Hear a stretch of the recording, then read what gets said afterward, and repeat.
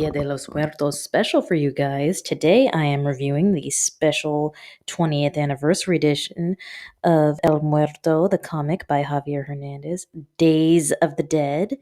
Um, this is a special edition in that it's a retelling of the origin story, plus it has an intro and a little ending part at the end where it tells us about the making of and the history of Javier Hernandez's life and how this comic came to be and all that. And a little info on Javier Hernandez. He is a Mexican American comic book creator. He's mostly known for El Muerto, I think, but he's done a few other things. And he's also a co founder of Latino Comic Expo.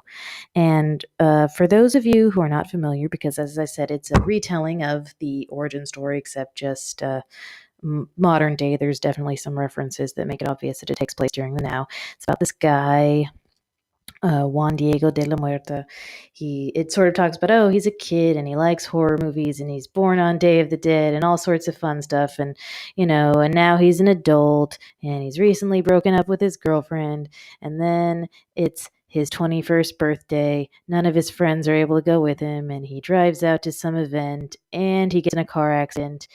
But while he's dead, he is brought to Mictlan, the Aztec afterlife, and he's basically this weird sacrificial thing happens with some gods down there, and he comes back a year later as an Aztec zombie, and his friends all think he's dead, obviously, and he takes a while to figure out what's going on, and then he ends up going to Mexico to get some answers, and he hangs out with some circus folks, and he learns that he has special powers, basically, and that's all I'm going to say.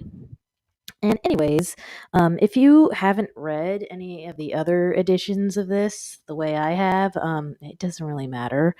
You won't be missing pieces of the story. Just you can start here if you're unable to get copies of the others, which are a bit hard to come by these days. The story itself, I think it's very entertaining. I know it was very entertaining to me personally because there were lots of little references to things in very close to the area where I live in LA County in Southern California. But I think it can still be relatable to other people. And I thought the art style was kind of cool because it's all in black and white. It's very sort of sketchy looking with the black marker is what it looks like. And sort of simplistic, but you can still tell what it is. And I liked how real all the characters were. And I liked, the mythology a lot. You don't get to see Aztec mythology referenced. And I thought that the powers were kind of cool. And I liked that we get to see circus people because circus people are cool.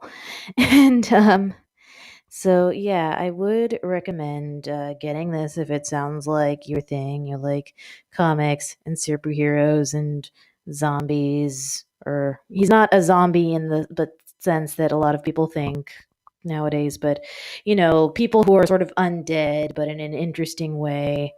And I am aware that there is another one out now that's, I believe, El Muerto Requiem. It just came out. I have not been able to obtain a copy yet.